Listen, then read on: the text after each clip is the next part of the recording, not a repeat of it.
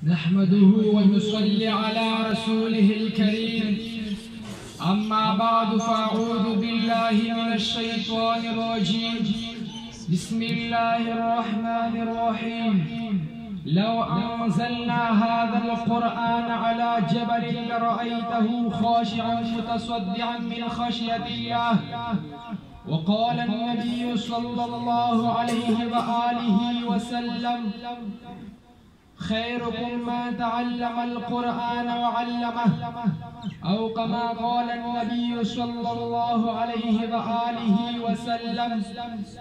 نہ ہو جب تک اصولی زندگی قرآنی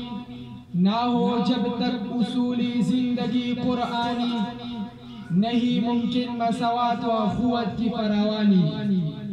کیوں نہ ہو ممتاز اسلام دنیا بھر کی دینوں میں کیوں نہ ہو ممتاز اسلام دنیا بھر کی دینوں میں وہاں مذہب کتابوں میں یہاں قرآن سینوں میں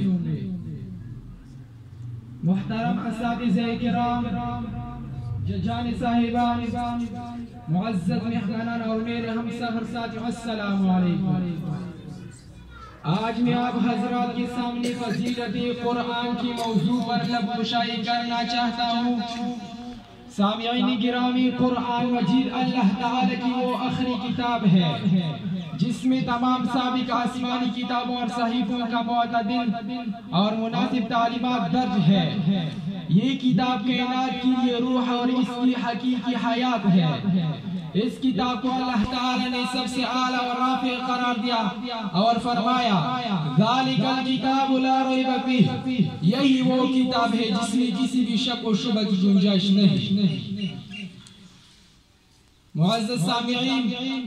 میں نے قرآن سے پوچھا بتا تیرا نام کیا ہے قرآن نے جواب دیا قرآن مجید میرا نام قرآن مجید ہے میں نے قرآن سے پوچھا تیری زبان بتا تیری زبان کیا ہے قرآن نے جواب دیا بلسان عربی مبین میری زبان عربی ہے میں نے قرآن سے پوچھا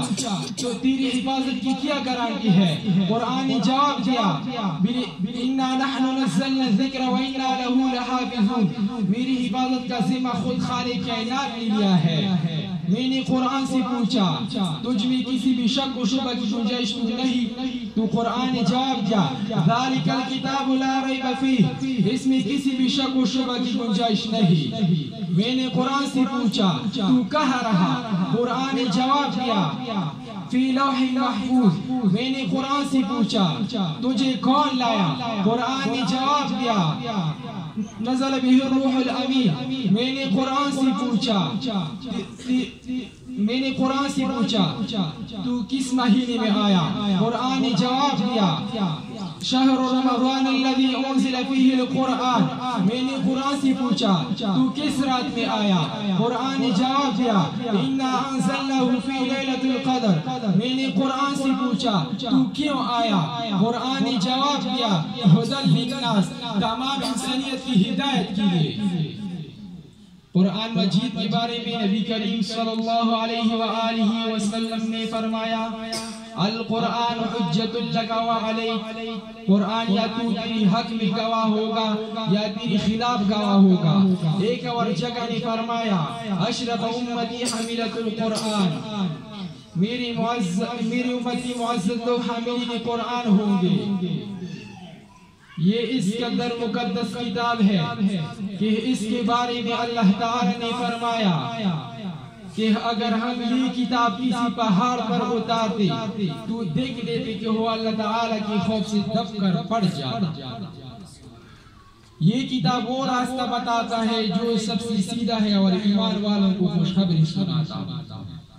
اصلاح عالم کے بس اب سمان ہونا چاہیے اصلاح عالم کے بس اب سمان ہونا چاہیے سب کا دستور العمل قرآن ہونا چاہیے یہی ہے آرزو کہ تعلیم قرآن عام ہو جائے یہی ہے آرزو کہ تعلیم قرآن عام ہو جائے ہر ایک پرچم سے اونچا پرچم اسلام ہو جائے والسلام